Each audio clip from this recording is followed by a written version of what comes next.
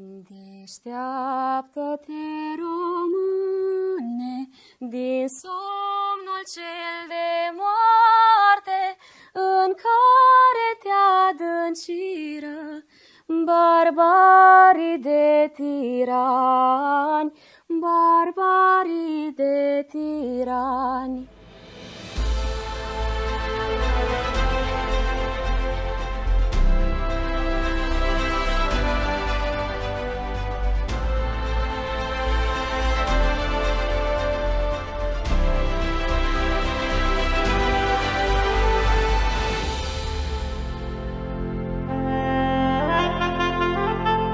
Revenim în zona Harghitei și poposim din nou la Tâlgeș, un loc animat în care meseriile tradiționale nu sunt uitate și unde oamenii se înghesuie încă în cele două târguri, cel de primăvară și cel de toamnă. Tradițiile obștești, respectiv șezătoarea și claca, fac parte în continuare din viața corbenilor și a tâlgheșenilor, care oferă vizitatorilor numeroase oportunități turistice. Pensiunile din zonă sunt pline, pentru că rare sunt locurile unde oamenii pot găsi un asemenea prilej de a fi martorul promovării folclorului românesc și valorificării bunurilor de patrimoniu cultural păstrate în colecția sătească din Tâlgeș. Tradițiile se păstrează de la bunici și bunicii le-au păstrat tot din cufărul bunicilor lor. Oamenii încă își păstrează costumele populare în lăs de zestre sau în dulapul din Casa Bună și îl poartă uneori la sărbătorile bisericii, dar și în comunitate se sărbătorește încă ziua drapelului, ziua imnului național și oamenii obișnuiesc să poarte costumul național, de 1 decembrie poartă costumul național, au început să sărbătorească ziua Iei ca și sărbători mai noi. E frumos că atunci când vin nepoții la bunici, nepoții din orașe, vor să probeze costumul național și au început să-l iubească, au început să-l prețuiască așa cum ar trebui. În cuferele bunicilor se găsesc încă fotografii vechi și curiozitatea celor tineri este mare atunci când găsesc fotografii, ba din armată, ba de la hor, ba în port popular, ba în uniformă și de multe ori chiar cu haine care arată faptul că veneau de la muncă, pentru că au trecut și ei prin perioada comunistă în care au lucrat în diverse instituții de stat sau fabrici și se reîntorceau în weekend, în timpul liber, cum era atunci în sat. Bunicii au fost cei care au plecat și s-au întors. Au făcut ca în aceste momente tinerii să mai poată păstra încă elemente de identitate națională. Nu este ușor și nu toată lumea a rămas foarte ancorată în dorința aceasta de a păstra și a transmite, dar cei care o fac cu drag, cu pasiune și foarte, foarte concentrat în toată esența poporului român.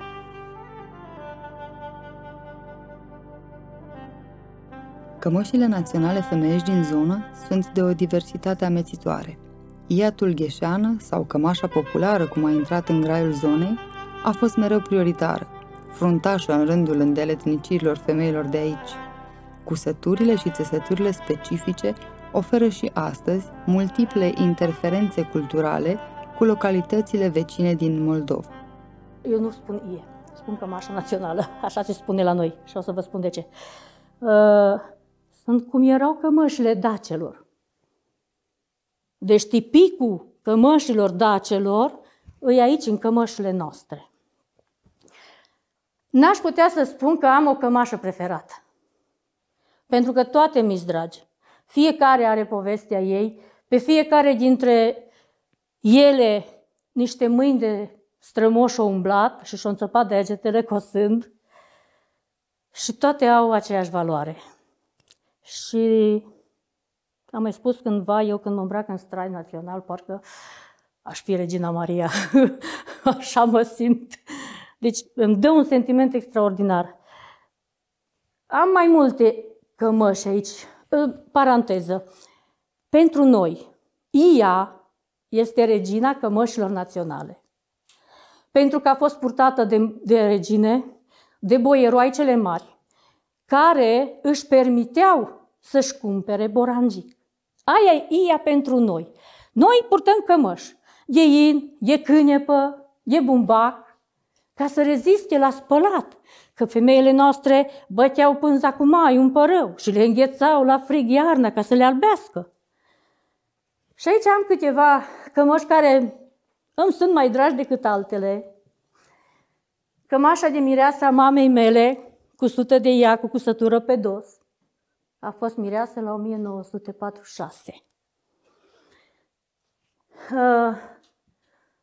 Am purtat-o toată copilăria mea.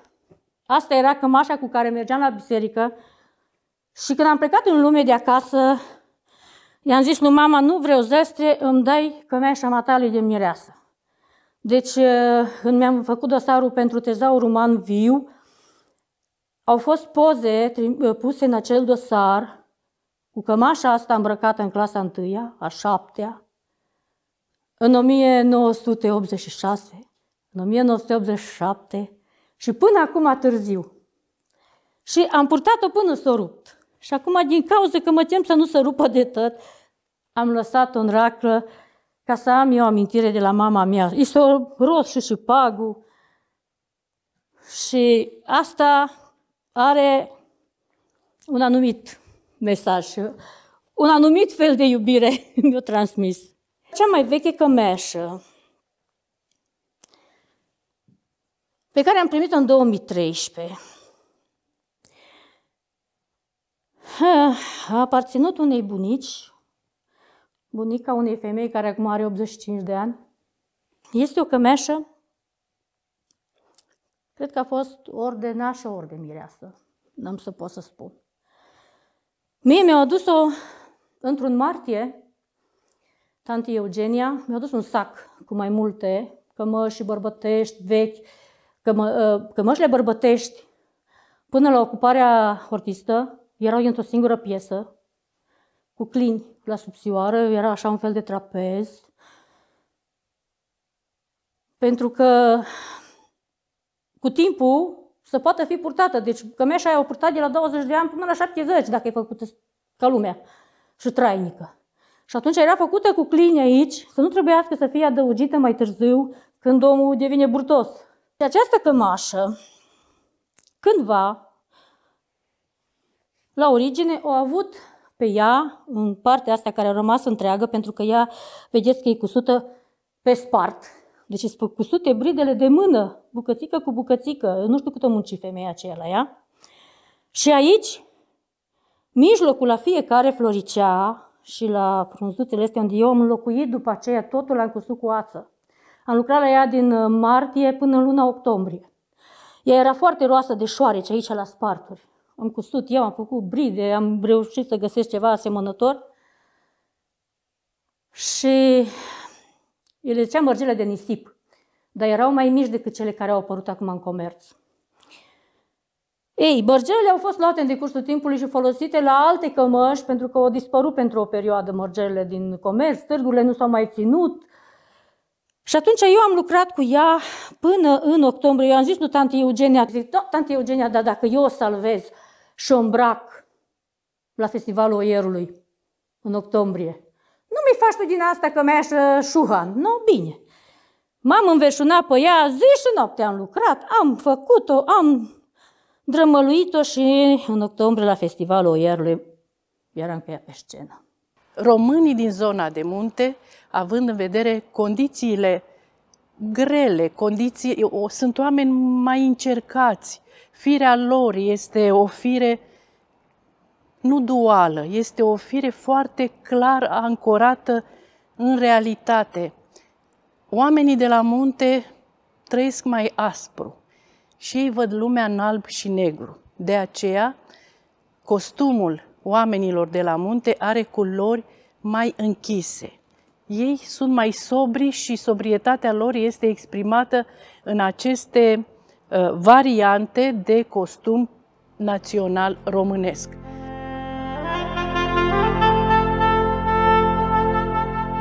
Cos, țes, torc, tătele. Îmi pletesc. Le-am prins de la bunicile mele și în special de la mama. Îs din Capul Corbului și m-am căsătorit la 4 kilometri de acasă. Am avut o fetiță și la 14 ani mi-a decedat, asta a fost cea mai mare durere. La ora de sport era în liceu, că am dat-o la școală la 5 ani și jumătate. Și fiind la sport, a căzut și a luxat un picior și în câteva zile a făcut septicemie.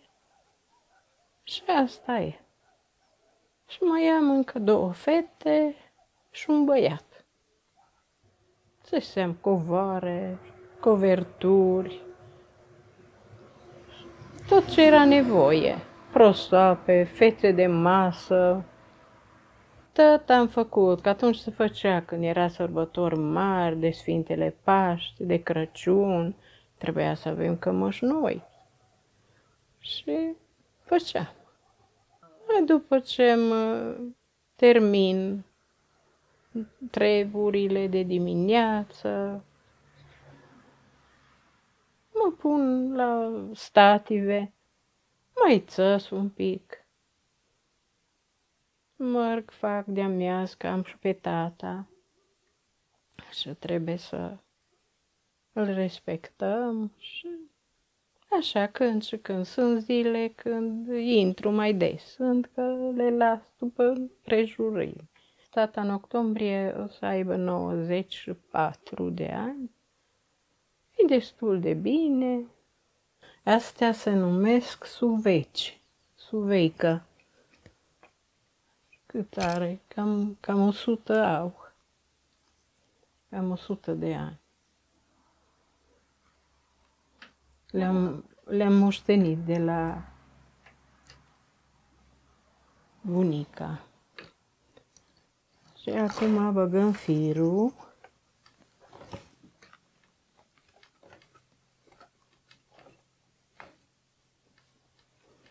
Batem firul cu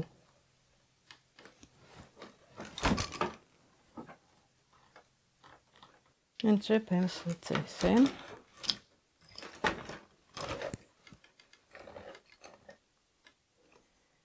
Punem firul, dăm cu vătala, schimbăm suveica cu altă culoare și repetăm. Călcăm pe celălalt călcător.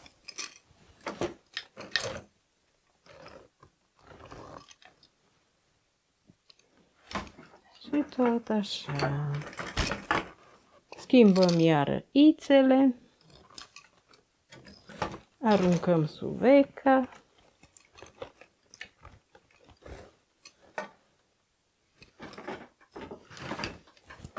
Și iar se repetă și tot așa. Spatele de aproapele vătala alea.